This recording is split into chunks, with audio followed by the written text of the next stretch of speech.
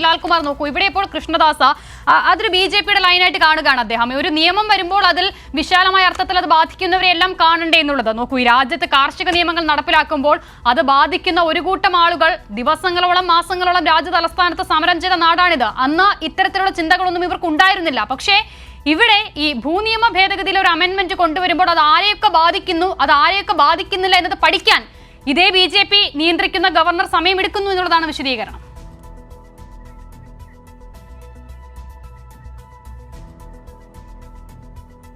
അല്ല, അത് തന്നെയാണ് എൻ്റെ പ്രശ്നം. നോക്കൂ, ഗവർണർ അൺഡ്യൂ ഡിലേ ഇല്ലാതെ ആ അമെൻമെൻറ്റിൽ ഡിസിഷൻ എടുക്കുക എന്നുള്ളത് സുപ്രീം കോടതിയുടെ റൂളിംഗ് ആണ്. സുപ്രീം കോടതി ക്ലിയറായിട്ട് കഴിഞ്ഞ ദിവസങ്ങളിൽ നമ്മളൊക്കെ പറഞ്ഞു, നിങ്ങൾ എത്ര നാളാണ് ഒരു ബില്ലിൻ്റെ മുകളിൽ അടയിരിക്കുന്നത് എന്നുള്ള രീതിയിൽ രൂക്ഷമായ വിമർശനമല്ലേ ഗവർണർക്കെതിരെ ഉന്നയിച്ചത് അല്ലേ? അപ്പോൾ അദ്ദേഹം ചെയ്തത് എന്താണ്? അദ്ദേഹത്തിനോട് അഭിപ്രായം ചോദിക്കുന്ന പോയിന്റിൽ അദ്ദേഹം ചെയ്യുന്നത് പെട്ടെന്നെല്ലാം പ്രസിഡന്റ് ഓഫ് ഇന്ത്യയുടെ കൺസിഡറേഷനിലേക്ക് വിട്ടു.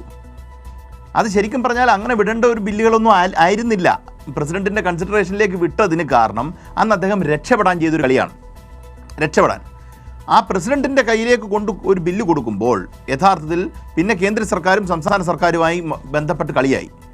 അങ്ങനെ എല്ലാ ബില്ലുകളും ഇദ്ദേഹത്തിന് താല്പര്യമില്ല, അല്ലെങ്കിൽ ഇദ്ദേഹത്തിൻ്റെ ഒരു ഡെറിലിക്ഷൻ ഓഫ് ദ ഡ്യൂട്ടി കൊണ്ട് സംസ്ഥാനം സഫർ ചെയ്യേണ്ടതായിട്ടുണ്ടോ എന്നുള്ളൊരു വലിയ ചോദ്യമുണ്ട്. കാര്യം ഈ ബില്ലുകൾ പ്രസിഡന്റ് കാണേണ്ട ബില്ലുകളല്ല എങ്കിൽ, ഇവിടെ പാസ്സാക്കേണ്ട ബില്ലുകളാണെങ്കിൽ ഓരോന്നും പ്രസിഡന്റിനേക്ക് എന്തിനാണ് അദ്ദേഹം അയക്കുന്നത്? അദ്ദേഹത്തിന് പണിയെടുക്കാൻ പറ്റാതെ എന്തെങ്കിലും ബുദ്ധിമുട്ടുണ്ടോ എങ്കിൽ ഇട്ടിട്ട് വേറെ വല്ല ജോലിക്കും പോകണം. മനസ്സിലല്ലേ? ഓത്ത് ഓഫ് ദ ഗവർണറിനകത്ത് അദ്ദേഹം വെൽഫെയർ ഓഫ് ദ പീപ്പിൾ എന്നത് അപ്ഹോൾഡ് ചെയ്യേണ്ട ഒരു കാര്യമാണ്. ഈ പറയുന്ന വെൽഫെയർ എങ്ങനെ അദ്ദേഹം അറിയും? അതറിയുന്നത് ഇവിടുത്തെ നിയമസഭ വഴിയാണ്. അദ്ദേഹത്തിനോട് പറയുന്ന മന്ത്രി കണ്ടില്ല, മുഖ്യമന്ത്രി കണ്ടില്ല എന്നൊക്കെയുള്ള വാദമൊക്കെയാണ് അദ്ദേഹം പലപ്പോഴും പറയുന്നത്. ഇതും ബില്ലുമായിട്ടൊന്നും ഒരു ബന്ധവുമില്ല. ഈ ഒരു ബില്ല് എന്ന് പറയുന്നത് അതിൻ്റെ കസ്റ്റോഡിയൻ എന്ന് പറയുന്നത് നിയമസഭയാണ്. നിയമസഭയാണ്, ആ സഭയാണ് തീരുമാനിക്കുന്നത്. അതിനകത്ത് മുഖ്യമന്ത്രിക്കൊന്നും റോളൊന്നുമില്ല. അത് കഴിഞ്ഞ് ആ സഭാനാഥൻ അങ്ങോട്ട് അയച്ചു കൊടുക്കുക, അല്ലെങ്കിൽ ആ അയച്ചു കൊടുക്കുന്നതിന് ഗവർണർക്ക് 2 or 3 ചോയ്സ് ഉണ്ട്. അദ്ദേഹത്തിന് ഈ പറയുന്ന റീസെൻറ്റ് ചെയ്യാം, പ്രസിഡന്റിന് വെക്കാം, അങ്ങനെ റിജക്റ്റ് ചെയ്യാം, അങ്ങനെ 2 or 3 ഓപ്ഷൻസ് മാത്രമേ അദ്ദേഹത്തിനുള്ളൂ.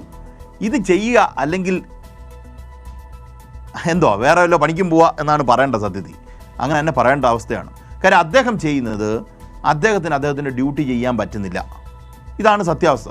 ഇപ്പോൾ ഈ കേസിൽ നോക്കൂ, ഈ കേസിൽ കൃഷ്ണദാസ് ചേട്ടൻ പറഞ്ഞത് കേന്ദ്ര നിയമവുമായിട്ടുള്ള കോൺഫ്ലിക്റ്റ് ഉണ്ടാകുന്നുണ്ടോ, ഇതൊക്കെ നോക്കണ്ടെന്ന് ഞാൻ പറഞ്ഞില്ല. പക്ഷേ അതിൻ്റെ കോൺസ്റ്റിറ്റ്യൂഷനാലിറ്റി ഒന്നും നോക്കേണ്ടത് ഇദ്ദേഹമല്ല, അതിന് കോടതിയുണ്ട് ഈ നാട്ടിൽ. അത് നമ്മൾ മനസ്സിലാക്കി. കോടതി നോക്കേണ്ട എല്ലാ കാര്യങ്ങളും ഗവർണർ നോക്കേണ്ട കാര്യമില്ല. അങ്ങനെയാണെങ്കിൽ ഈ കോടതി എന്ന് പറഞ്ഞൊരു സംവിധാനത്തിൻ്റെ ആവശ്യമില്ലല്ലോ.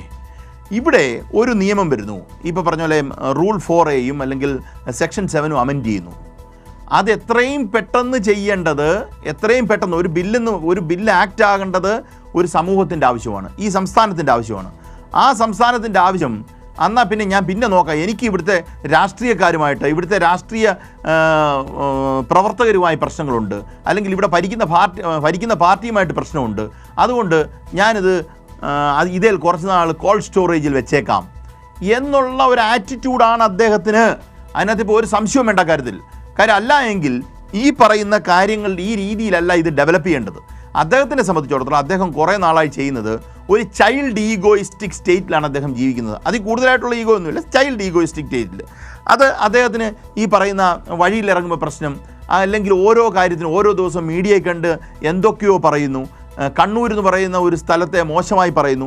ഇതൊക്കെ പറയുന്നതിൻ്റെ ഭാഗമായി തന്നെ അദ്ദേഹത്തിൻ്റെ ഈ പറഞ്ഞാൽ ഞാൻ ഒരു കണ്ടന്റിൽ മാത്രം ഞാൻ ഹാർനസ് ചെയ്ത് സംസാരിക്കുകയല്ല, എല്ലായിടത്തും നമ്മൾ ടച്ച് ചെയ്യേണ്ടതായിട്ടുണ്ട്. കാര്യം അദ്ദേഹം കാണിക്കുന്നത് എന്തൊക്കെയാണെന്ന് ചോദിച്ചാൽ ഒറ്റ വാക്കിൽ മലയാളത്തിൽ പറഞ്ഞാൽ കോപ്രായം എന്ന് പറയേണ്ടി വരും.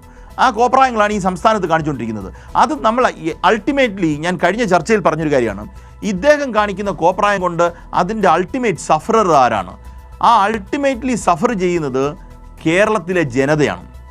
കേരളത്തെ ജനത ഈ സഫർ ചെയ്യുമ്പം, അല്ലെങ്കിൽ ഈ കേരളത്തിലെ നിയമസഭ ഒരു നിയമം പാസ്സാക്കിയത് മുന്നോട്ട് കൊണ്ടുവരുമ്പം BJPയുടെ ഒരു നേതാവിനോ, അല്ലെങ്കിൽ BJPയുടെ സംസ്ഥാന അധ്യക്ഷനോ, അല്ലെങ്കിൽ BJPക്ക് മൊത്തമോ ഇവിടെ ഈ നിയമം പാസ്സാകണമെന്ന് വലിയ താല്പര്യമൊന്നും കാണത്തില്ല. കാര്യം അവരെ സംബന്ധിച്ചിടത്തോളം ആ സഭയ്ക്കകത്ത് ആരുമില്ല.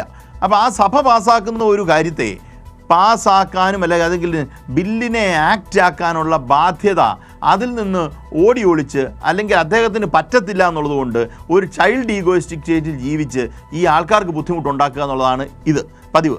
നമ്മൾ ഒരു കാര്യം കൂടെ ഒറ്റ കാര്യം കൂടി ഞാൻ ഓർപ്പിക്കാം. കഴിഞ്ഞ പ്രാവശ്യം സുപ്രീം കോടതിയിൽ ഈ വിഷയം വന്നപ്പം നമ്മുടെ വക്കീൽ കെ വേണുഗോപാൽ അദ്ദേഹം ആ റിട്ട് അമെൻഡ് ചെയ്യാൻ പെറ്റീഷൻ കൊടുത്തിട്ടുണ്ട്. ആ റിട്ട് അമെൻഡ് ചെയ്യാനുള്ളതിന് കാരണം ഇദ്ദേഹം ഇങ്ങനെ കയ്യിൽ വെച്ചുകൊണ്ടിരിക്കുക മാത്രമല്ല, കയ്യിൽ വെച്ചുകൊണ്ടിരുന്ന് കുറച്ച് നാൾ ബില്ല് കഴിഞ്ഞ ശേഷം ഇത് പ്രസിഡന്റ് കാണേണ്ടതാണ് എന്ന് എല്ലാ വിഷയങ്ങളിലും തീരുമാനമെടുത്താൽ സംസ്ഥാനത്തിന് എങ്ങനെ അതിൻ്റെ കാര്യങ്ങൾ അല്ലെങ്കിൽ ഗവേണൻസ് മുന്നോട്ട് കൊണ്ടുപോകാൻ കഴിയും എന്നുള്ളൊരു വലിയ ചോദ്യമുണ്ട്.